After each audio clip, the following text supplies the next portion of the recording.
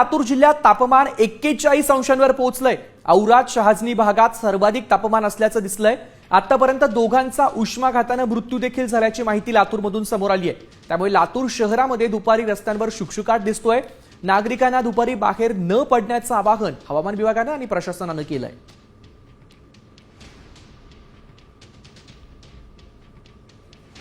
लातूर जिल्ह्यात अक्षरशः सूर्य आग ओकताना पाहायला मिळतोय। लातूर जिल्ह्याचं तापमान साधारणतः 40 ते 41 अंश सेल्सिअस इतकी नोंद होताना पाहायला मिळते। तर औराद शहराच्या भागात 42 अंश इतक्या तापमानाची नोंद होताना पाहायला मिळते। आतापर्यंत लातूर जिल्ह्यात उष्माघाताने 2 मृत्यू झालेले आहेत।